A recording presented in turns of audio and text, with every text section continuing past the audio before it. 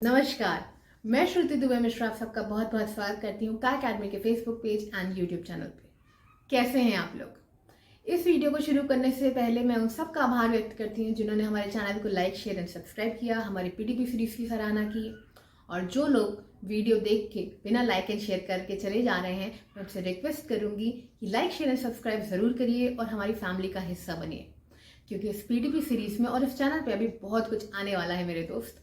तो बने रहिए हमारे साथ। और बिना टाइम गंवाए चलते हैं आज के टॉपिक पे। कहते हैं ओशन में बहुत कुछ है, इतना कुछ कि आप जाते रहिए और उसका कोई अंत ही नहीं है, बहुत गहरा है। लेकिन आज हम अपने ओशन को पूरा कर रहे हैं। पर्सनालिटी ट्रेट से हमने शुरू किया था, ओपननेस से, और आज एन पर हम इसको पूरा कर रहे हैं। N means neuroticism. अब ये क्या है, कैसे है, इसको जानते हैं आगे। आपने कभी कोई ऐसा व्यक्ति देखा है जो छोटी छोटी बातों पर इतना टेंशन ले लेता है कि ऐसे सिचुएशन क्रिएट कर लेता है जो कि है ही नहीं। फॉर एग्जाम्पल, अगर उसकी छोटी सी उंगली में कट लग जाए तो वो सोचेगा कि सेप्टिक ना हो जाए, ये ना हो जाए, वो ना हो जाए, और मेरी उंगली में कुछ ना हो जाए, और उसकी वजह से, वो सोच की वजह से ही अननेसेसरी पेन होने लगता है उंगली में, फिर सर में, फिर पेट में, फिर उसके एक मेंटल स्ट्रेस बन जाता है। ऐसा ही है आज का हमारा पर्सनालिटी ट्रेट, बहुत ही अलग। अब आप कहोगे अलग तो आप सबको बोलती हो, क्योंकि हर एक टाइप है ना, अलग अलग पर्सनालिटी ट्रेट। पर ये इसलिए अलग है क्योंकि बाकी सारी पर्सनालिटी ट्रेट के बारे में पॉजिटिव चीज़ें बहुत ज़्यादा है। हमेशा पॉजिटिविटी की बात करते हैं हम हर एक पर्सनालिटी ट्रेट के बारे में जब हम बात करते हैं। पर यहाँ हम बात कर रहे हैं आपके नेगेटिव इमोशंस की, आपके वो इमोशंस जो आप किसी को कभी बता नहीं पाते हो कभी कभी, लेकिन वो आपके अंदर है और आप उनसे कैसे लड़ते हो, बस यही है आज का हमारा पर्सनालिटी ट्रेट। न्यूरोटिसिज्म एक बहुत ही डिबेटेबल पर्सनालिटी ट्रेट है। अलग अलग साइकोलॉजिस्ट की अलग अलग राय है इसके बारे में। कोई कहता है बहुत अच्छा है, कोई कहता है कि बिल्कुल खराब है, नहीं होना चाहिए। कुछ लोग कहते हैं कि नहीं, हर इंसान में थोड़ा सा न्यूरोटिसिज्म जरूर होना चाहिए। अब आप ये डिसाइड कीजिए ये होना चाहिए या नहीं होना चाहिए इस वीडियो के बाद। न्यूरोटिसिज्म एक मेंटल इलनेस से लिया गया वर्ड है, न्यूरोसिस उससे लिया गया है। पर न्यूरोटिसिज्म कोई मेंटल इलनेस नहीं है, ये सिर्फ और सिर्फ आपकी पर्सनालिटी का एक डायमेंशन है। न्यूरोटिसिज्म अगर हम बेसिकली देखें तो हमारी इमोशनल स्टेबिलिटी को दर्शाता है कि अगर आपके ऊपर कोई नेगेटिव स्ट्रेस आ जाता है, आपके ऊपर कोई ऐसा मेंटल प्रेशर आ जाता है, तो आप उससे कैसे डील करते हैं। तो हर इंसान का मेंटल स्ट्रेस डील करने का तरीका अलग अलग होता है। न्यूरोटिसिज्म में हम देखते हैं कि वो पर्सन से कामली रिजॉल्व कर दे रहा है या उसके प्रेशर में आके अपनी पर्सनालिटी को पूरी तरह चेंज कर देता है। न्यूरोटिसिज्म पर्सनालिटी ट्रेट जिनके अंदर होता है उनकी इमोशनल स्टेबिलिटी बहुत कम होती है। ये ना बहुत ही ज़्यादा अपने को सेल्फ डाउट करते हैं, बहुत ही ज़्यादा एंशियस रहते हैं। दो न्यूरोटिसिज्म एंड एंग्जाइटी दो अलग अलग शब्द हैं। एंग्जाइटी का जो एकदम पीक होता है, जहाँ पर अननेसेसरी चीज़ों की एंग्जाइटी होती है, दैट इज न्यूरोटिसिज्म। एंग्जाइटी तो हम सबको थोड़ी बहुत होती ही है। हमारा रिजल्ट आने वाला है, क्या होगा, पास होंगे फेल होंगे, हमें आज यहाँ जाना है, ये ट्रिप कैसी रहेगी, अच्छी होगी या बुरी होगी, या कोई सस्पेंस थ्रिलर ही आप पढ़ रहे हो बुक, तो इस अंत में क्या होगा, या कोई मोटिवेशनल बुक पढ़ रहे हो, अच्छा और क्या क्या हो सकता है, ये anxious level it's okay. But neuroticism में क्या होता है, अब हमारा एग्जाम आएगा, अगर हम फेल हो गए तो हमारे को क्या होगा, लोग हमारे बारे में क्या सोचेंगे, फिर मैं उससे कैसे रिएक्ट करूंगी, कहीं इस चक्कर में कुछ।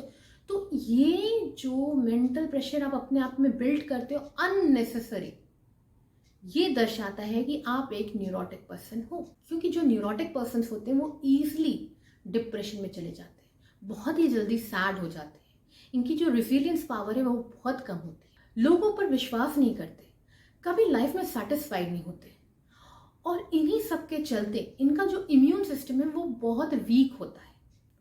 क्योंकि अगर आप खुश नहीं हो, आप हमेशा दुखी हो, तो आप अपना इम्यून सिस्टम बहुत ही ज़्यादा खराब कर रहे हो। भले ही आप बहुत अच्छा खा लो, लेकिन फिर भी आपकी इम्यूनिटी कभी अच्छी नहीं होगी। तो मैं उन सब लोगों को जो कि बहुत ज़्यादा अपने इम्यून सिस्टम से परेशान रहते हैं, मैं उनसे रिक्वेस्ट करूँगी कि आप सब कुछ खाइए, पीजिए, दवाइयाँ लीजिए, लेकिन खुश रहिए। क्योंकि आप जितना ज़्यादा स्ट्रेस में रहोगे उतना ज़्यादा आप अपनी बॉडी को हर्ट कर रहे हो। ये तो हो गई इनके कैरेक्टरिस्टिक्स की। अब ऐसा होता क्यों है? क्या ये एक मेंटल इलनेस है? मैंने जैसे शुरू में कहा कि बिल्कुल नहीं, ये कोई मेंटल इलनेस नहीं है, ये सिर्फ आपका एक पर्सनालिटी ट्रेट है। बहुत ही खुश व्यक्ति भी जब कोई स्ट्रेस की सिचुएशन में आते हैं तो वो न्यूरोटिस्ट बन जाते हैं। बहुत ही अच्छा खासा इंसान जो कि बहुत काम रहता है जनरली, लेकिन जब कोई डिफिकल्ट सिचुएशन आती है तो वो बहुत जल्दी पैनिक हो जाता है, ऐसे भी होता है। तो इसलिए ये कोई मेंटल इलनेस नहीं है कि जिसको है तो वो सोच नहीं सकता, समझ नहीं सकता, नहीं, वो एकदम मेंटली स्वस्थ है। सिर्फ ये उनका एक पर्सनालिटी ट्रेट है जो तब आता है जब उनके सामने कोई नेगेटिव सिचुएशन आती है। अब ऐसा होता क्यों है? होता बहुत रीज़न से होता है। इसका एक बहुत बड़ा रीज़न है और ये उन लोगों के अंदर भी ज़्यादा पाया जाता है जिनका चाइल्डहुड बैडली डिस्टर्ब होता है। अब वो इमोशनली भी हो सकता है, फिजिकली भी हो सकता है, या फिर पेरेंट्स की वजह से भी हो सकता है। जैसे कुछ पेरेंट्स के अंदर कुछ मेंटल इलनेस हो जाए, फॉर एग्जाम्पल सिस्नोफेरिया। तो ऐसा कुछ मेंटल इलनेस जिसकी वजह से उनके पेरेंट्स के अंदर वो था और उन्होंने बचपन से अपने अंदर कोई स्ट्रॉन्ग चीज़ महसूस नहीं की। उनको हमेशा ये लगता रहा कि इसकी वजह से वो कॉम्प्लेक्सिटी में जी रहे हैं, किसी भी चीज़, XYZ किसी भी चीज़ की वजह से। तो वो चीज़ें उनके मन में स्टोर होती जाती हैं और जब कभी वो नेगेटिव सिचुएशन आती है तो वो फट जाते हैं तुरंत बॉम्ब की तरह, क्योंकि उनको नहीं पता कि वो हैंडल कैसे करें। उनको ये स्टेबिलिटी बचपन से ही नहीं दी गई। जब वो रोए तो कोई उनको चुप कराने वाला नहीं था, क्योंकि जब बच्चा रोता है तो हम सबसे पहले जाके उसको चुप कराते हैं। तो कुछ लोग डांट के उसको चुप करा देते हैं, कुछ लोग पीट देते हैं, पर कुछ लोग क्या करते हैं, उसे प्यार से समझाते हैं। तो हमें प्यार से, भले ही आपको एक बार गुस्सा आ जाए, डांट दीजिए, लेकिन प्यार से समझाना कभी मत भूलिए, क्योंकि यही हमारे बच्चों को स्ट्रांग बनाता है। नहीं तो वो इमोशनली वीक होते जाते हैं। यही इमोशनल इंस्टेबिलिटी इनको न्यूरोसिस्ट बनाती है। सेकेंड थिंग है हाई प्रेजेंट स्ट्रेस इंडेक्स। कुछ लोगों में स्ट्रेस लेवल बहुत ज़्यादा होता है, तो वो जैसे ही वो ऐसी कोई इमोशनल या नेगेटिव सिचुएशन आती है वो तुरंत ही एक न्यूरोटिक पर्सन बन जाते हैं, लेकिन जैसे ही वो खत्म होती है वो नॉर्मल हो जाते हैं। तो ये होता है कि उनको प्रेशर लेने की आदत ही नहीं होती। वो इतने आराम से लाइफ जीते हैं, या फिर उनके अंदर इतना ज़्यादा हाई लेवल ऑफ स्ट्रेस है जो कि उनको ये और स्ट्रेस लेने की क्षमता देता ही नहीं है, और वो तुरंत ही पैनिक हो जाते हैं या डिप्रेशन में चले जाते हैं या बहुत ही ज़्यादा लो फील करने लगते हैं। And also sometime it is hereditary, क्योंकि कभी कभी होता है ये हमारा फैमिली कल्चर है। सिंपल सीधे और सिकुड़े हुए कुछ लोग हैं जो हम लोग वैसे ही जीते हैं। हमने अपने बच्चे को भी वैसे ही बनाया कि भाई ऐसे ही रहो, ज़्यादा स्ट्रेस देने की ज़रूरत नहीं है, नॉर्मल लाइफ चलेगी तो बहुत अच्छी बात, नहीं चली तो क्या हुआ, हम वो सिखाना ही भूल जाते हैं। और हमेशा बच्चे पेरेंट्स को देख के सीखते हैं, अपने फैमिली से ही सीखते हैं। तो वो देखते हैं फैमिली में सब कुछ ऐसा ही है तो हम भी ऐसे ही बनते जा रहे हैं। कभी कभी ऐसा होता है कि हम ऐसे जजमेंटल एनवायरनमेंट में ग्रो करते हैं जहाँ पर हर टाइम हमें जज किया जाता है, और हमारे पेरेंट्स हमें यही सिखाते रहते हैं कि देखो ढंग से रहो वरना तुम्हें लोग ये सोचेंगे, ऐसे करो वरना तुम्हारे बारे में ये सोचा जाएगा, इस तरह से बैठो नहीं लोग तुम्हारे बारे में ये राय रख लेंगे, इतना बोलो नहीं तो इतनी राय रख लेंगे। उससे क्या होता है, हम अपने आप को दबाते रहते हैं और फिर हम अपने इमोशंस को हैंडल करना भूल जाते हैं। हम एक दायरा अपने अंदर बना लेते हैं, क्योंकि वो बचपन से सिखाया जा रहा है, तो हम एक दायरा बना लेते हैं और उसी पर चलते रहते हैं। तो आप बेसिकली अगर देखोगे तो ये चाइल्डहुड की वजह से ज़्यादा होता है। नेक्स्ट जेनेटिक भी होता है, हेरिडिटी भी होती है, और आपका एनवायरमेंटल इन्फ्लुएंस बहुत ज़्यादा होता है। तो ये सारी एक चीज़ें होती हैं जो आपकी एक पर्सनालिटी को बहुत अच्छा बनाती हैं। आप एकेडमिकली बहुत अच्छे हो, क्योंकि आपको हमेशा सिखाया गया है कि आपको फर्स्ट आना है, तो आप एकेडमिकली तो बहुत अच्छे हो, पर इमोशनली आप बहुत वीक हो। तो ये चीज़ें अगर बैलेंस कर दी जाए बचपन से ही थोड़ा सा टफ सिचुएशन को हैंडल करना, समझाना, अलग अलग चीज़ों के बारे में बताना अगर हम डिस्कस करते हैं तो शायद आने वाली पीढ़ियों में ये पर्सनालिटी ट्रेट बहुत कम हो जाए। बट अनफॉर्चुनेटली ऐसा नहीं है। इस टाइम ये बहुत ज़्यादा हो रहा है कि बच्चे जरा सा भी स्ट्रेस मैनेज नहीं कर पा रहे और ऐसे एक्सट्रीम स्टेप्स लेते हैं जिसकी वजह से पछताना पड़ता है उनको भी और फैमिली को भी, because this is the one of the biggest disadvantage of neuroticism. Generally मैं एडवांटेज डिस्कस करती हूँ, बट चूंकि ये नेगेटिव इमोशंस के बारे में है तो पहले मैं डिसएडवांटेजेस के बारे में आपको बता दूँ। न्यूरोटिसिज्म के वैसे तो बहुत सारे डिसएडवांटेज हैं, पर एज पर मी वो डिसएडवांटेज, सबसे बड़ा डिसएडवांटेज होता है जो आपकी हेल्थ को इफेक्ट करे।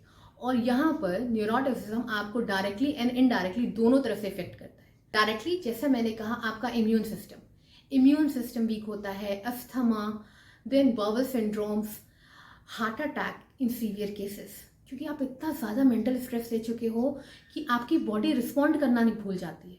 आपकी बॉडी को आप केयर ही नहीं कर रहे हो, आप हमेशा स्ट्रेस में रहते हो। हर चीज़ को आप इतने एक्सट्रीम लेवल पे सोच रहे हो कि आप हमेशा सैड रहते हो, डिप्रेस रहते हो, बीमार रहते हो। तो ये बहुत ही ज़्यादा आपकी हेल्थ को इफेक्ट कर रही है। एंड इनडायरेक्टली कहते हैं ना कि हमें दवा और दुआ दोनों की ज़रूरत होती है।